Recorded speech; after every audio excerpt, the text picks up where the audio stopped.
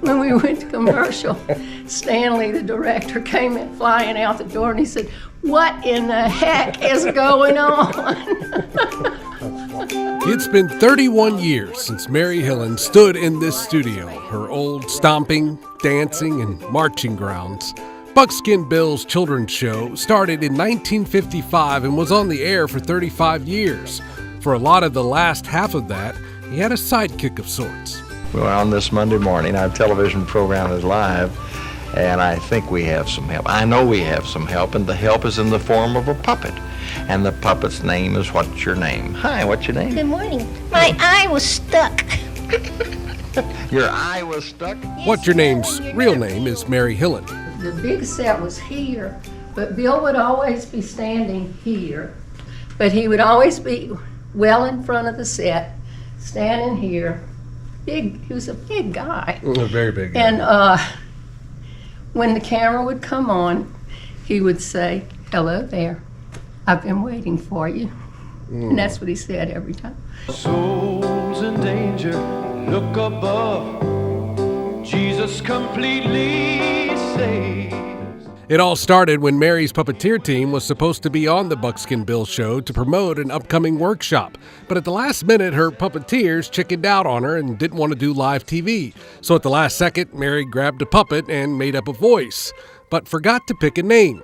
As the show started, she forgot something else. Was sitting there on the floor like this, and he's looking at the camera. And when we got ready to go on the air, he looks down at me and he says, "When we go on the air, you are going to turn that puppet around, aren't you?" That's how experienced I was. So anyway, I turned the puppet around and we did our little ad-lib thing opening the show, and that was over with. And I was like, "Phew, that's over with, you know." Well, toward the end of the show, he says, "You know, that was really fun. We really kind of clicked." He said, "Come close the show with me." He told me that day, he says, "You know, you can come back as long as you want and advertise your show as long as you want." So I came back for 20 years. So for years, Miss Mary was right there by Buckskin Bill's side as you watched to hear your name on TV for your birthday or get a get-well wish. Dear Buckskin, I watch you on TV every day. I love the Little Rascals and also Abbott and Costello. I'd like to know if you could please have Stephen come back on your show and paint a picture for me. I'll make a sound and then you guess what the sound I'm making is. We call this an exercise in gross sounds or ambient sounds. Things are around us, all around us.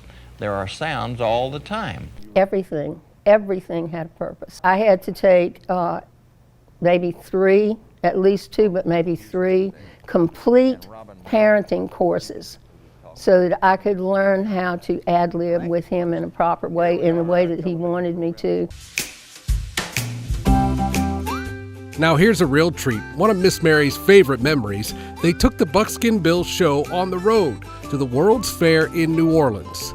This video has not been seen in 39 years. It's one of many that we recently discovered from Buckskin's personal collection.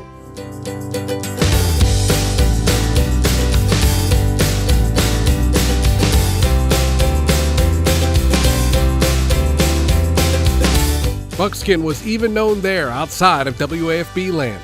And by the way, you weren't the only ones watching. Miss Mary says they would often be surprised. Certain random ideas that they would come up with just for the Buckskin Bill show would somehow end up on another very popular kids show.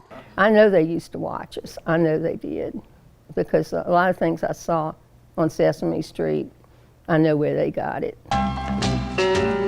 At one time in my life, I thought he lived in the TV. You know, being a little child, I thought he's this tall and he lives in the TV. So the first time that I actually met him was I was around 11 years old when my mom started doing What's Your Name? And I would come to the studio and it was like, wow, he's tall. He's a big guy. And it was fun to watch how he was on camera and then off camera, that he's a real person. Marcelle Solomon followed in her mother's footsteps and did one memorable puppet. She was Bridget the... Well, let's just say that Bridget was a tiny little thing.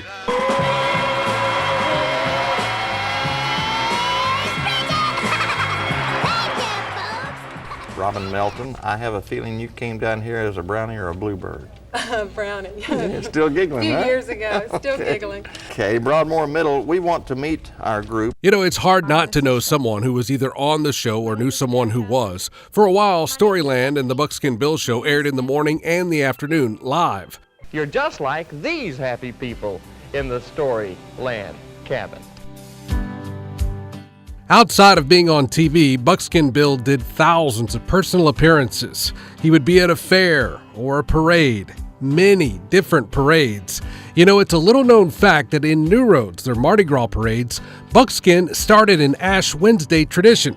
You see, one of his sponsors, Wholesome Bread, would follow him in the bread truck, throwing out little wrapped loaves of bread. Well, the kids who couldn't eat meat the next day would save their buckskin breads and eat them with peanut butter. And of all those personal appearances, Mary remembers one day when she made a discovery in Buckskin Bill's office. You know, he did tons of personal appearances, and he never accepted payment for any of them. He never threw anything away. I ran across all these checks, just tons of them, covered in dust, and I'm going, what are these? That's checks people insisted on giving me for a personal appearance. He'd just come back to the office and throw it on the shelf. He didn't want to be paid. I think that we'll be talking about him after I'm gone, probably, I would think, because it was such a big deal in Baton Rouge that we had this local television show, and your Brownie troop, your Boy Scouts, you could come and be on the show. Hey, man, hey, Patrick Cutright, 6 years old. Come in and throw us a quick right quick, will you? Patrick is 6 years old, and just to let you know that it's very easy to learn to spin the top. You know what his favorite saying was? I used to hear it almost every day. 100 years, nobody's going to know the difference.